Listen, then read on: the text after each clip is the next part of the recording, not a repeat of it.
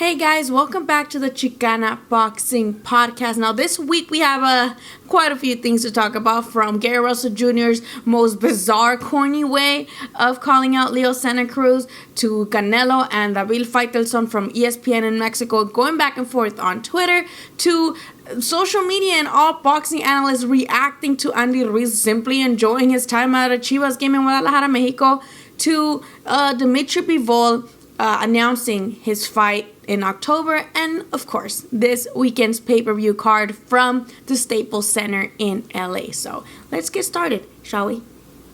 Alright, so starting with Gary Russell Jr. and the video I'm pretty sure we've all seen by now, and if you haven't seen it, here you go. Here we go. Here we go. Yeah. Yeah, I like them. Like this? I like all them. I like, you see the chains? I like them. Stop ducking me. Stop ducking me. Come see me. I want you. I want you. I'm at arm's reach. I can touch him. I can put my hands on him, Leo. Morales? I can put my hands on him. So if you want some smoke, I'm not playing no games with nothing moving. Don't think y'all can pop up and run around and hide and disappear. Stop acting like a sucker and come see me before I go get your father. I already put my hands on him. I could have put him in the air for real if I wanted to. Stop playing with me, shawty. Grow some nuts, grow some kahunas, however you want to call it. Come see me, man. Now, there was a lot of people reacting to this video, but it was basically very divided in how people felt about this video. While some people were like, there's nothing wrong with that. You know, he didn't do anything to Leo's dad. He didn't hurt Leo's dad. He's just, that's just trash talk. You guys are pussies now. You guys can't stand trash talk.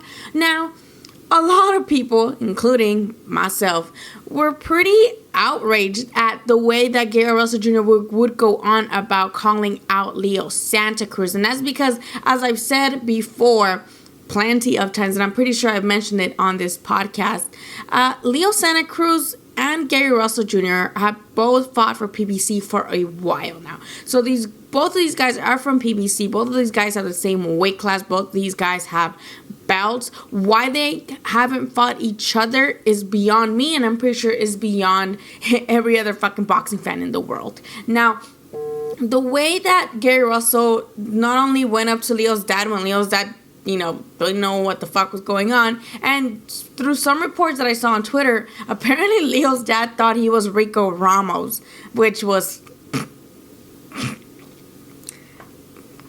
But anyway, he literally threatened Leo's dad. Like, I know people are like, oh, it's just trash talk. Trash talk is boxing. That's, it's normal. But why don't you direct that energy towards Leo himself and not Leo's dad? Like, what the fuck is Leo's dad gonna do? How is Leo hurting Leo's dad acceptable way to be like, hey, either you fight me or I'm gonna kick your dad's ass? Like, especially knowing that Leo's dad has cancer. Like, you're calling out a guy but threatening his cancer-infested dad.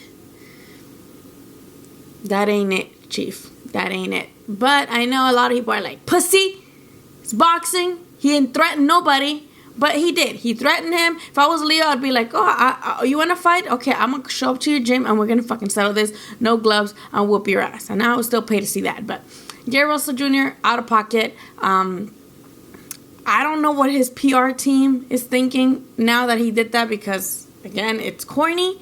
It's just fucking corny. Like, you guys are both on PBC. You could have done all this, called him out, and people would have had, like, a better reaction to Gary Russell Jr. just getting on front of the camera and being like, hey, fucking Leo, let's fight already, or something. But including his dad in some, like, random trash talk and threatening him, again, that ain't it.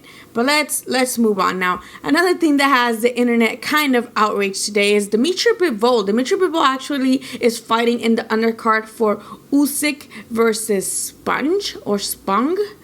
I don't know how to pronounce this guy's names. Bivol will be making his 6th title defense. Damn, 6 already, huh? God damn.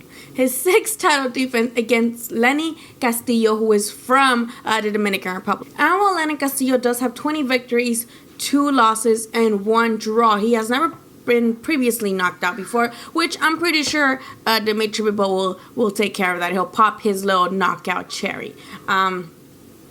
Yeah, and I know a lot of people are outraged about this. A lot of people are like, who the fuck is this guy?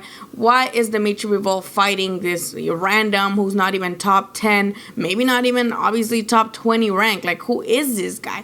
And while I do agree to some extent that, I'd rather see Bivol fighting better competition, right now that division, the top guys are kind of fighting each other or somebody else that's gonna make them money. Like for example, Benavidez and Volsdik, who are the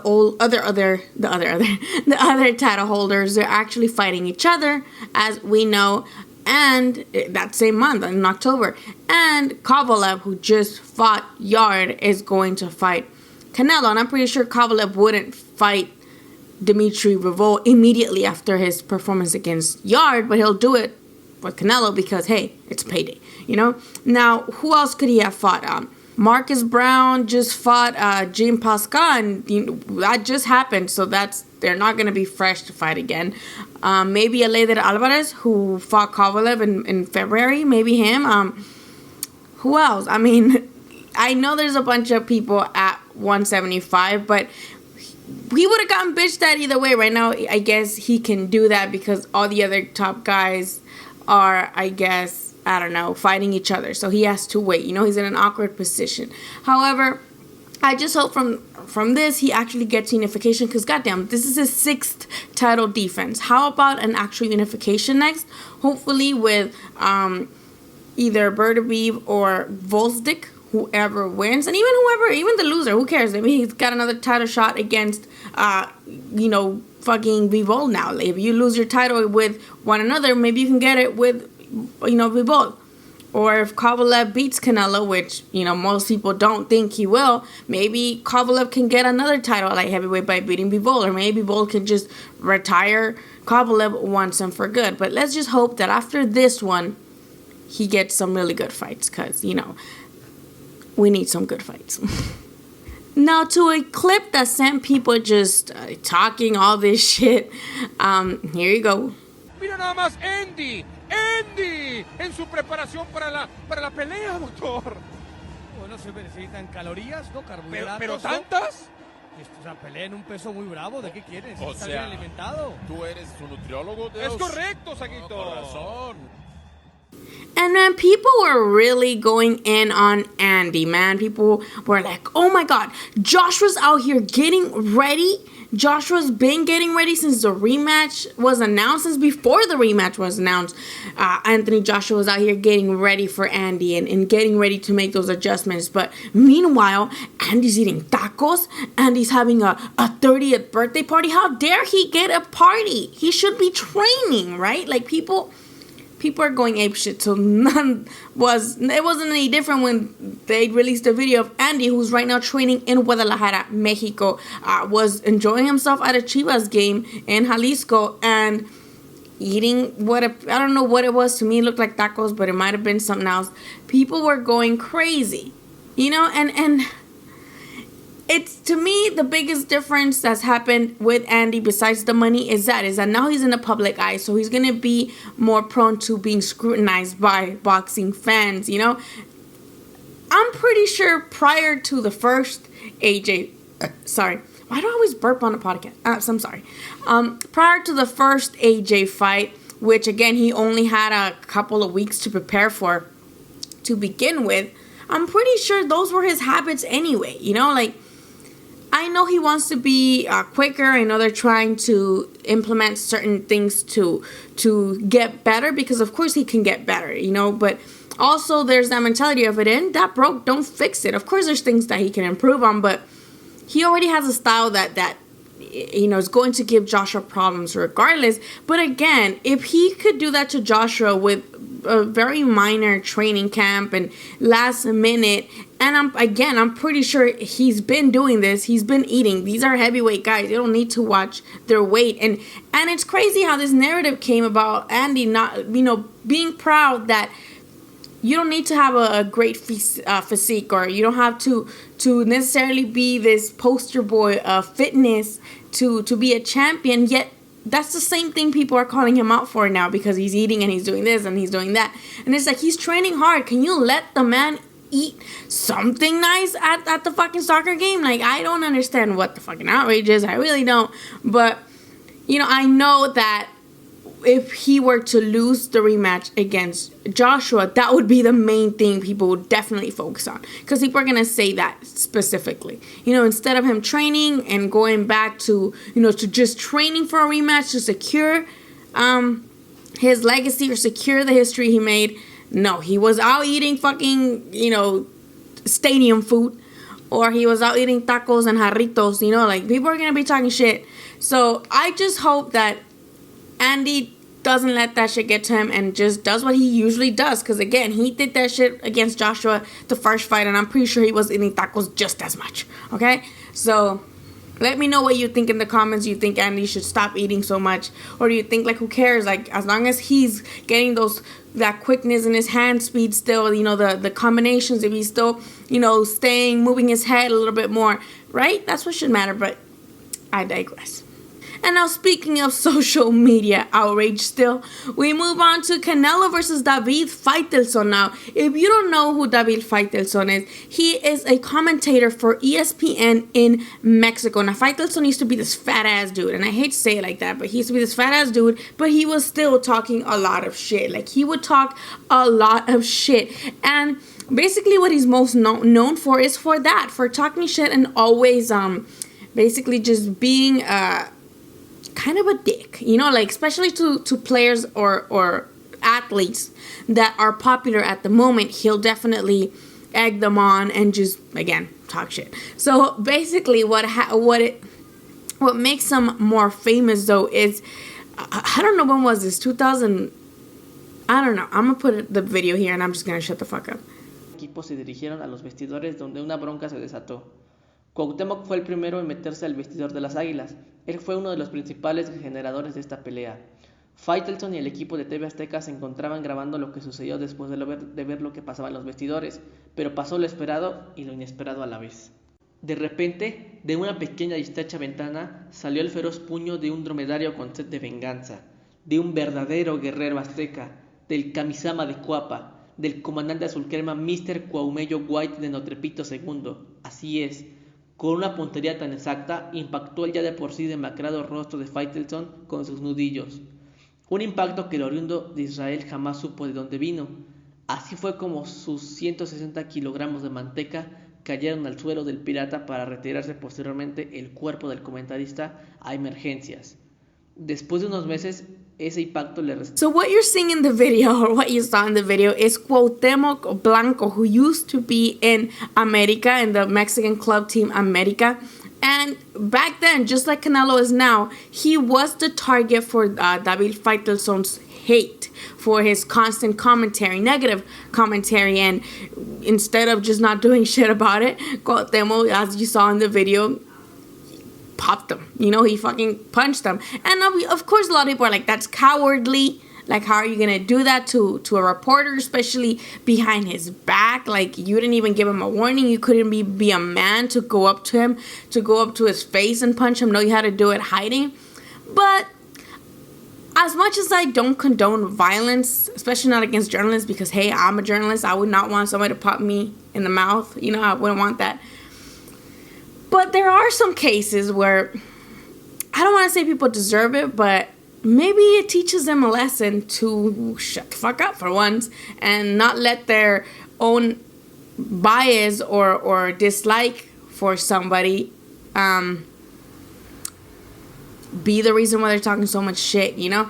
And that reminds me of, I don't know if you guys watch, how familiar you guys are with, like, Latin pop culture, but there was this guy one time who comes out of novelas. He's like this actor who slapped the reporter once from El Gordo y la Flaca, and that moment is fucking hilarious to me. And again, I don't condone violence against anybody or reporters who are doing their job, but again, some people just test you, and I don't mean like, oh, they ask you hard questions, because everybody's supposed to ask you hard questions, but when they're questions are rooted in hate that they have themselves for you. So their own personal opinions. It's not that they're asking hard questions that all the public demands to know. They're asking things that are like, obviously, again, rooted by their own bias, negative bias against, you, right? So let's check out these tweets, shall we?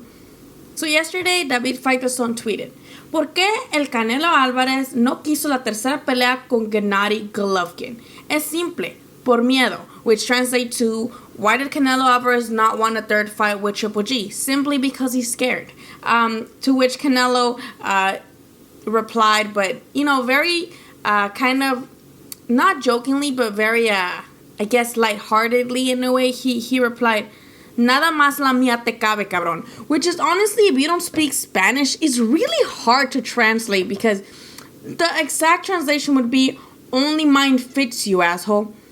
Which doesn't make any sense, right? But he's basically saying, you're only picking on me. Like, you only pick on me, but in a dirty way that basically is like, only my dick fits in you.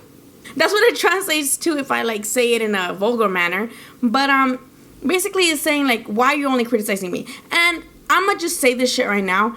We all know that ESPN has a bias to their top-ranked fighters. With Tyson Fury fighting this regular opposition, they're like, oh, yeah, well, it should be a nice, tough match. And it's like, is it, though? And obviously the last fight against Wally, and it was. But what I'm trying to say is that as part of the ESPN cast, David Faitelson is kind of responsible for that too, And then he goes back to saying, no es el nivel de educación que yo esperaba de una figura pública como la que eres y significas tú. Si gustas, cuando quieras, con otro tipo de palabras, si las conoces, nos sentamos a debatir. Which means, I didn't know that you didn't have that level of education that I would expect from a public figure as yourself and what you signify. If you'd like, when you want, with another type of vocabulary, we can sit down one-on-one and debate, right? And Canelo responded, debate what? Debate what? You don't know shit about boxing. That's what Canelo basically said. ¿Debatir de qué? De boxeo, tú no sabes nada. Translates to, debate about what? Boxing? Boxing, you don't know shit. So Canelo's basically like, you don't know shit about boxing, which is kind of true. And then David Faitelson went to just tweet more about how, he's scared. That's it. He's scared. And a lot of other journalists went to Canelo's defense. And not defense, just, I guess, come on, dude. They're boxers. They're not scared of anyone. But he just went to follow it by saying, que les quede bien claro, yo no trabajo para el medio, el boxeo, ni para Canelo, ni para ningún promotor, ni para un organismo, y salario no depende de los malévolos intereses de la industria. Yo digo lo que pienso y lo que supongo quiere el aficionado del boxeo. So which basically summarizes I don't work for an organization, I don't work for a promoter, I don't work for Canelo, so I'm going to speak my mind, basically is what he's saying. And also I'm only pressing what the boxing fans want or what the boxing fans think as well as him. Now, again, I know that we wouldn't mind a third fight with Triple G and Canelo because the first one was a draw. I personally had Triple G winning the first one. The second one, I had Canelo winning just fine, but a draw seemed also appropriate, or it could have gone either way, right? But the landscape of the division right now, especially at 160, I would personally, and this is just me personally, I would love to see Canelo against everybody else. I already saw what he looks like against Triple G, and as great as those fights were, the way that those fights developed, it only leads me to believe that Canelo would only do much, much better on a third fight and win more convincingly. But if Canelo, again, I think I mentioned this before, I don't think he doesn't want to fight Golovkin because he's scared of him. I think he doesn't want to fight Golovkin because he's a petty-ass motherfucker, and he doesn't want to give Golovkin another paycheck. He doesn't want to give Golovkin any other time of day, especially after Golovkin accused both Canelo and Oscar of being dirty fighters, and all the trash talk he was talking before their rematch. So I think that's why Canelo doesn't want to give Triple G another fight. Not because he's scared, but because he's petty, and he'd rather just fight somebody else. Now, with David being this way, and I think I made this I made this comparison on Twitter. It's like David Faitelson is literally, guys, literally the Mexican version of Stephen A. Smith. Like, they're just loud, and they got ESPN's permission to just go on air and say the dumbest shit. You know, like, they don't know shit about boxing. They really don't, but they're just loud, so they sell, I guess. I don't know, and I'm surprised Canelo scooped to his level, because David Faitelson, again, he's the most hated journalist from athletes themselves, you know? So, I don't know. And as we know, if you watch A Los Golpes, which I do religiously every Friday, if you watch A Los Golpes, you see that Chavez Sr., though he does see Faitelson as a friend, he tells him himself, like, you don't know shit about boxing. Shut up. Like, you don't know shit about boxing. And then he also threatens, like, don't make me go get Cuauhtemoc. Like, no, don't make me go get that guy that punched you. You know, so I would would find it hilarious if Canelo just pops Faitelson in the mouth next time if they were to see each other. But I also don't think Canelo would give him that payday, because, you know, he would sue the fuck out of Canelo. And that's a good person to sue, because that $365 million, give me a chunk of that, right? So that was that. Let's move on to now the fight this weekend. We do have a pay-per-view bout from the Staples Center here in downtown LA. We have Sean Porter versus Errol Spence as the main event. And as we all know, that's not really a fight anybody asked for. We weren't like rooting for that fight. Nobody really asked for it. Everybody asked for Errol Spence versus Crawford. But hey, it's a unification fight, so hell yes. Now, while I agree with the majority of people that think Spence is going to be the one to be victorious Saturday night, I actually get a little, I don't know, surprised, I guess, that people are not giving Sean Porter any chances. And that bums me out a little bit, because if you think about it, Sean Porter has fought some really good opposition. Sean Porter has a really good resume for his age, for his he fought people in their prime, you know. So yes, his fights have been close, because it's, you know, I don't know if you guys saw the face-off that both Sean and Errol had, which it's pretty funny. I think I'm gonna insert a clip from my favorite part. We get in the ring. I was trying to hurt Kell Brook. Did you hurt him? I believe I did. You didn't. I believe I did. You didn't. So yeah, that's my favorite part, cause he's like, did you hurt Kell Brook? And he's like, I think I did. And Errol, just with his most, like, unamused face, because Errol's always looking unamused as fuck. He always looks like he don't give a fuck what you're saying, what you gotta say. He's just unamused, and he wants to leave. That's what Errol Spence looks like. Errol Spence just looks like, his face is like, motherfucker, are you done yet? That's what he looks like with his face, like, literally.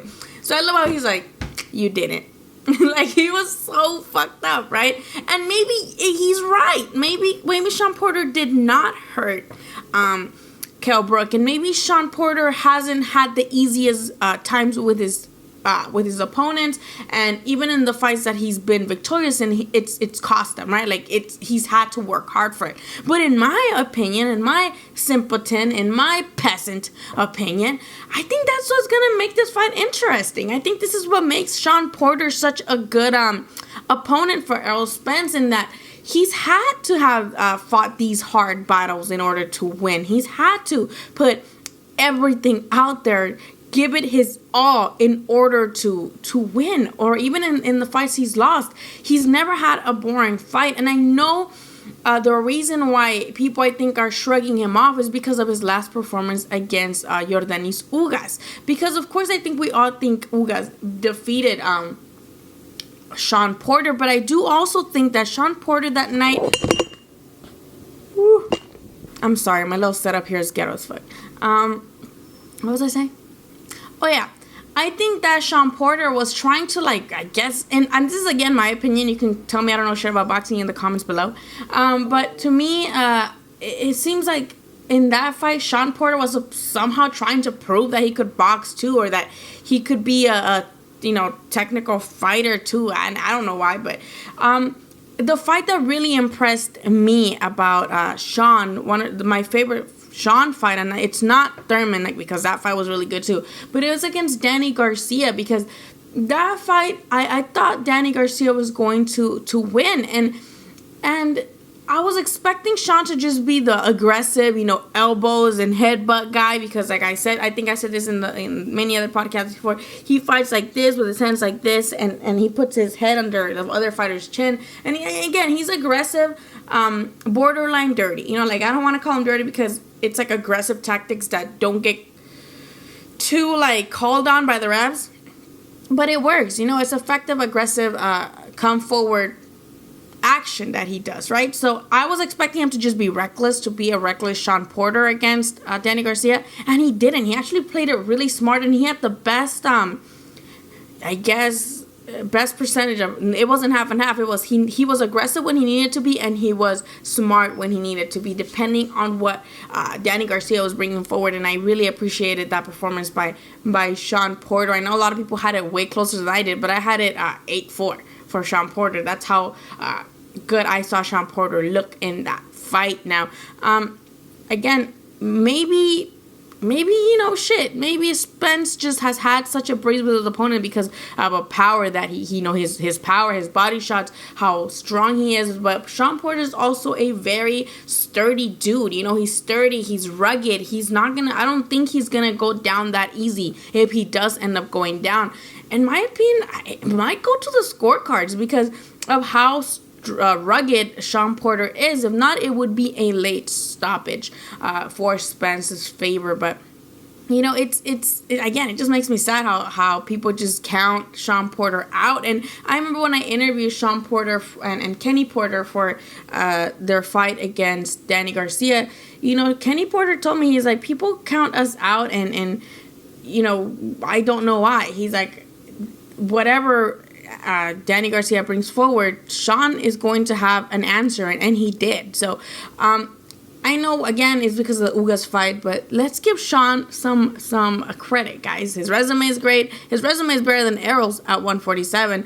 Yes, of course, Errol, when we see him, he looks so great, but who's his best opponent? Who's the best name in Errol's resume? Mikey Garcia. And as the girl from Inside PBC said, if he couldn't knock out Mikey Garcia, what makes him think he could knock out somebody as rugged as Porter? Now, that was a little out of pocket because Spence insists that he didn't want to knock Mikey out, that he was just toying with him and just basically just slapping him around, which I believe it, maybe, sure, why not? But that's still the best name in his resume, so let's give Sean some credit. Now I might be wrong as fuck, and there's also the possibility that Errol Spence is just gonna blow Sean Porter out of the water, because again, Sean Porter's come forward. Sean Porter's going to be aggressive. So if Sean Porter is going forward and gonna be aggressive, then maybe that style is made to get knocked the fuck out by Spence. Maybe Spence catches Sean Porter as he's moving in aggressively and just bam, it's over. That's also a possibility. This, as Triple G says, this is boxing. So who knows now? And I know now people, again, back to the social media outrage. People are kind of pissed that now we have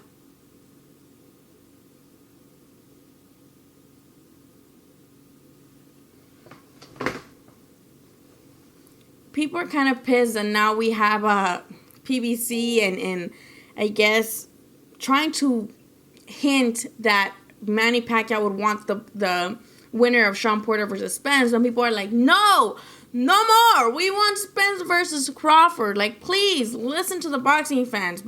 And they're trying to build this narrative that the boxing fans are the ones who want Spence versus Pacquiao. And as much as that fight may be good to some people, I think it's too dangerous for the Senator. 1, 2, I don't think anybody wants that fight. Maybe the Pacquiao super fans, like maybe they just want that, but I think the Senator could get really hurt in that. But the way that, and again, I'm not for promotional bashing or network bashing, As long as you make good fights. But it is obvious here that, yeah, they're trying to push that narrative that the fans are asking for this. And the fans want Pacquiao versus the winner of Spence or Porter. And it's like, no, they don't. And no, we don't. And obviously the ones that don't want it are outraged. Especially those who don't take too kindly to PBC. Those who aren't fans of PBC at all. Or Al Heyman. So those guys are like, you guys are just trying to duck Crawford. Just fight Crawford already. Like, you guys are ducking him. You guys are strategically ducking Crawford because now you guys are pushing this fight with Manny Pacquiao, and that's not what anybody's asking for. Now, as much as I would love to see Crawford versus Spence, the fact that PBC has basically all of the decent and champions at the welterweight division, I don't think that fight is going to happen anytime soon. It sucks, but I don't think it happens. It fucking sucks, but man, I mean, it's because of the politics and the promotional company versus promotional company, or this promoter does not want to fight with this promoter, and it sucks. But again, it's not. I don't think it's Errol Spence's or Crawford's fault. I'm pretty sure they will fight each other fucking tomorrow if it were up to them, but apparently it isn't, and fans are pissed that now this narrative that we want Pacquiao versus Spence or Pacquiao versus Sean Porter is a thing, because again, these are fights that are good, like we wouldn't not watch it, we wouldn't discredit the fighters for taking these tough fights, because they're, again, when you have all the guys at PBC, even the losers, you can pair them up with the other losers that still make great fights, right? Like Danny Garcia, he don't have a belt no more, but I would love to see him against any of those top welterweights, right? It'd be good fights.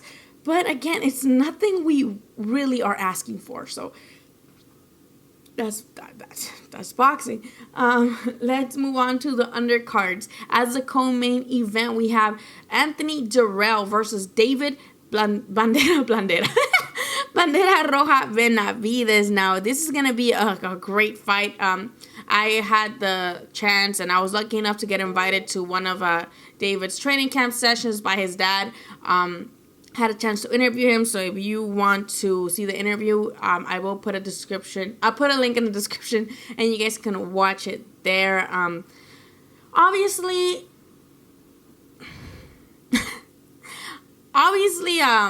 fucking the Benavidez, he wants his belt back, especially because he didn't lose it in the ring. He didn't lose it by losing to anybody. He's still undefeated, but because of his recreational drug incident, he was stripped, And it kind of sucks that he got a longer ban than Baby Miller, who had a whole pharmacy up in his veins. Like, he only got a 6-month suspension, and people took it lightly, And with David, he got shunned by a lot of people because of coke, and it sucks. But I think this just gives David a little bit more motivation, because he wants that belt back, and. Dirrell, it's getting, again, he's a Sean Porter in this situation. He's not getting much of a chance against the younger Benavidez. And as much as I agree, I think Benavidez will be victorious on Saturday. I think we need to give, again, a little bit more credit to Dirrell, because, yes, he became champion again in the silver platter. They served him that title shot after it was stripped from Benavidez, but I don't think he's just like, yeah, okay, take it. He's going to fight. He's going to make it a fight to Benavidez. So if Benavidez is going to take his belt, it's gonna, he's gonna try to make it cost him as much as possible. Now, with Dirrell, he when I interviewed him, he's like, oh, well, I beat cancer, so I can beat, I've been down before, I've been able to get up, and I'm going to make it a fight. Now, I think the one thing that I found really interesting, and this is nothing against David at all. Like, I'm pulling for David on Saturday. But what I thought was a little out of pocket, and again, this is just my opinion, is that the WBC is like, who's the one that stripped them of that belt because of the cocaine. They've been in his corner. They've been supporting him. They've been to his media workouts. They've been giving him he was wearing the WBC champion shirt already. And I know obviously he's had that from the first time, but the WBC people were there at his media workout. And again, like, they've been giving him the shirts, like the shirt that says WBC champ.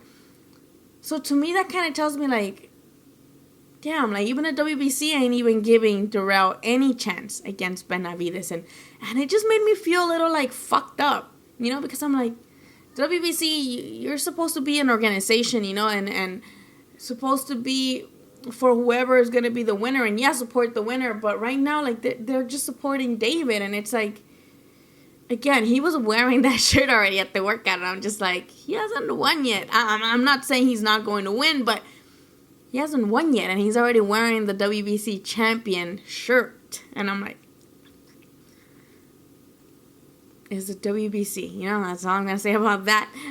Now, we also have the opener for that pay-per-view bout, which is none other than Josecito Lopez versus John Molina Jr., and I know a lot of people are like, man, those two washed-ass fighters, at least that's what the comment section look like. Like, those washed-ass fighters are fighting each other, no one cares, blah, blah, blah. But I beg to differ. I think these are the type of fights that is perfect for a pay-per-view opener, because especially if it's casuals watching or even boxing fans, like, it gets you going, you know? It gets you like, oh yeah, like, because you know they're going to be swinging for the fences. We know who John Molina is and how he fights, and we know that, you know, Josecito never shies away from a fight. Now, the last time Josecito Lopez was at the Staples Center, he broke Victor Ortiz's jaw, so he has good memories at the Staples Center. And I do have 2 interviews with Josecito Lopez, which I'm also linking. Everything I'm talking about, I'm going to link in the description so you can go check it out. But, you know, he's had good showings there at the Staples Center, so I don't think this will be any different. I think because they're both close in age, they both have fought at 147 for a while now. They're both come forward fighters. I think this is going to be a good opener. It's going to be a putazo fest, and I think that's what everybody who's going to be at the Staples Center and who's going to be watching it at home, who's going to be paying for it, even those that are not going to pay for it. We want that, you know, we want to be entertained, so that's going to be a really good card to start off. And of course, there's a shit ton of fights, because the card literally starts at 1 p.m. Like, who the fuck puts that many cards at a pit, you know? But I think the prelims are going to be on YouTube, on the Fox YouTube, or maybe Fox. I'm not sure. I'll figure it out and I'll put it again in the description or somewhere around here. But the pay-per-view opener, that's going to be a really cool way to start it off. And we also have Mario Barrios. Yeah, Mario Barrios. I don't know if that's going to be on pay-per-view, if that's going to be in the prelims, but I think it is going to be on the pay-per-view. I think it's going to be the one after Josecito Lopez versus John Molina. But Mario Barrios is going to be fighting for I believe, WBA, one of those little interim belts, I think. And he's going to be fighting this foreign fighter. I think he's from Russia. I think he's Russian or Ukraine. I'm not sure. But he's a southpaw. He's also undefeated. He has a nice KO ratio. So this guy, you know, I think he's undefeated. I think they're both undefeated. So it's going to be also a great fight. I also have, again, an interview with Mario Barrios. So go check that out. And I wasn't able to talk to the other kid because there wasn't a translator around when I was trying to interview him. And I'm too awkward to, like, try to ask questions when they don't understand me, because I also have an accent. So it's like, that's not going to work. But that also should be a really good fight. And this means that Mario Barrios is no longer a prospect anymore. He's now a contender. And at 140 division, he has, you know, a lot to prepare for, as that division is also very stacked. So, you know, it's going to be a good card. I know people shit on PBC. I know people shit on pay-per-views. And in this case, we happen to get both in one. But, you know, it should be a good card. And I think people will pay for it. Even though at this point I feel like, how much is it? Like $80? I think it's hard to get your money's worth when it's that much. But hey, have a party, invite some homies over. Each of you paid like $10. It should be fine. Or go out to a bar and, you know, watch it there. Go to the Staples Center. I don't know how ticket sales are doing, but let's just hope for a good show. I did go on Instagram, and I'm not too active on my Instagram. Like, Instagram is so boring to me. So if you guys follow me on and want to follow me on anything, I would suggest Twitter, because that's where I'm the most active. But I did post something on Instagram, and I asked you guys to ask me questions, and I'm going to answer them right now, because I got quite a couple on this Instagram and then on my other Instagram. So answer as much as I can. Okay, Andy 1154 says, best way to find out where and when fights are happening. And I think the best way, and the way that I do, is sign up for newsletters from promoters, or from promoters. So even if you're not press or you're not media, you can go to PBC website or to the Top Rank website and just sign up to get the newsletter. So whenever a fight's announced, or whenever they sign somebody, they'll send a newsletter out. Also ESPN. ESPN obviously is the top boxing news, not just sports in general, but they have a really nice boxing section, so they always also immediately got the scoop. So there you go. El Único Crack asks, do you see anyone beating Canelo at 168? Yeah, maybe. I actually think the only way Canelo can lose is at 175 against Kovalev, or at 168, but I think he beats Caleb Smith. I think a Caleb Plant fight would be 50-50. And I think, I don't know who else is at 168. Benavidez, and I think Benavidez, that fight happens but later on, because Benavidez is young still, and also PBC and Canelo. I don't know how that would work with the zone and PBC, but maybe. Honestly, I don't know. That's a good question. Canelo, he has really good waist and head movement, so, and good body shots, and he has good angles. So do I see anybody beating Canelo 168? Do I think anybody can beat him, like, convincingly? No. Like, would there be 50-50? Do I think some fights are 50-50? Yeah, but do I see anybody, like, just knocking him out of the water? Not really. Not yet, at least. Why are Triple G fans such hating little bitches? El Pichichis.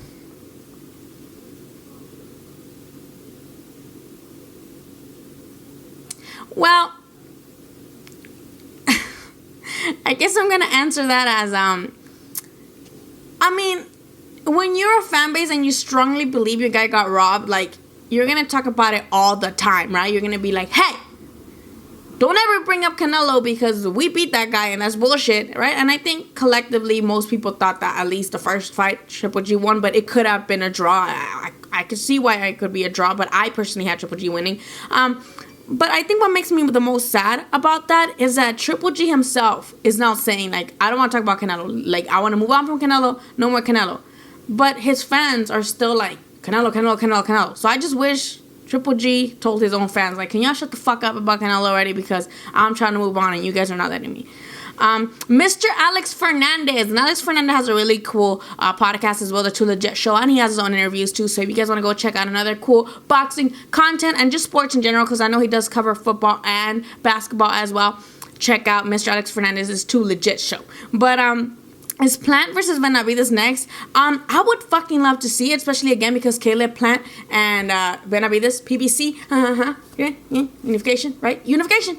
Yes, I would love to see it if even if Benavidez loses, which I don't think he will, but if he were to lose, I would love to see Benavidez against Plant, because we already know the shit talking that's gonna go down in that fucking press conferences. Like, I would love to see it, and that's a good fight. Obviously, Benavidez is tall as fuck, so he would have that advantage, but that would be a 50-50 fight, and shit, that would be a good-ass fight. I would love to see it. I'm pretty sure if there would be a unification, that would be the more likely one, because, again, they're both PBC, so let's make it happen. C100s asks, who is your number one pick at 147? And I know a lot of you are not going to like this. You're not going to like this answer, but I'm going to have to go with Spence if he beats Porter. Why? Because as I mentioned earlier in this podcast, Porter has a really cool resume. He fought a lot of people at their prime and, you know, has some really cool aggressive style. So if he beats Spence, if Spence beats Porter, I think he's my number one. And I know it's weird because, yes, I have, it's fucking weird. You guys might think I'm really stupid, but I have Crawford above Spence in the pound for pound list because Crawford completely dominated division and he got a belt coming up. And I know it's like, bitch, it's Jeff Horn. Yeah, but you know, it's a bigger dude and you're going up in weight class, so hey, you know, you still beat him. But we have yet to see Crawford at 147 against a legitimate opponent. Like a legitimate opponent. You know, like, I'm not questioning his skills because we know that boxing style wise, even though Spence showed us a really nice style against Mikey, but it's Mikey. You're going to have your reach advantage. You're going to have your height advantage. You're going to be able to outbox him pretty easily because of that too, you know? But the reason I have Spence as number 1 is because I want Crawford to give me a fight against somebody that's a top 10 guy, not fucking Amir Khan, not Jose Benavidez, no offense, not who is he gonna fight next? Like one of those, the Russian guys or those Eastern European guys that they keep pushing on him. Like, no offense, again, I'm not doubting Crawford for all we know might be better than Spence at 147, but I want proof. I want to see it. I'm not doubting that he can be better at 147 than Spence. He might be. He most likely is. But I want to see it. And again, but because of the PBC having most of the welterweights that are top welterweights, I don't see how he can show me. So that's why. And I know might be a stupid answer for you guys, but I hope it makes sense the way that I'm trying to explain it. El Mariachi 5 asks, should undisputed fights and only undisputed fights be 15 rounds? I don't think any fight should be 15 rounds. And maybe, you know what? Maybe for a draw. Like if once it's a title fight or it's a unification or it's an undisputed fight. And look at the scorecards of the 12 rounds. They're like, damn, these fucking scorecards are like even. Maybe like one more or a couple more. Or like, 3 more and let's see what's going on. Maybe, but honestly, not really. I think it doesn't really matter. Guerrero 930 says, do you think Canelo will ever go back to fight at 160 after campaigning at 68 and light heavyweight? And I think I mentioned this in my last podcast. I think Canelo does go back to 160. And I know a lot of people don't believe that because they're like, hey, it's a lot of weight to put on 175 to go back down to 160. Like, that's hard. But I don't think it is for Canelo because as we all know, Canelo walks around that weight anyway. And he's easily gone back down to 160. So, I think he doesn't go down to 168 after fighting Kovalev. I think he goes back down to 160. And I hope he does because that motherfucker has a lot to take care of at 160. He still got Boo Boo. He still got Charlo. Just fight them. Pink Wanderer, who is Viva Canelo on Twitter, asked, is Miguel the face of boxing? And I would say he might not be the face of boxing, but he is the face of boxing Twitter. So with that, I'll end it. Oh, fuck. I have to check the other one. My bad. With that, I'll end it. It's a long podcast already. I hope you guys enjoyed it. I hope to see you guys on Saturday at the fights. And if I don't see you, good luck streaming them. Or hope you can find a good stream that's not going to crash on you. Or if you're going to buy the pay-per-view, hope you find a bunch of homies to come over and have a wholesome experience. Drink. Don't drive and drink, though. Drink and drive. Don't drink and drive. But hope y'all have a good time. Hope you have a good weekend. Let me know in the comments what you think about any of the fucking shit I said. And if you disagree, tell me in the comments to go back to the kitchen, even though I am in my kitchen. But tell me I don't know shit about boxing if you must. But see you guys soon. And if you see me at a fight, say hi. And I'll say hi back. So y'all have a good weekend. Bye.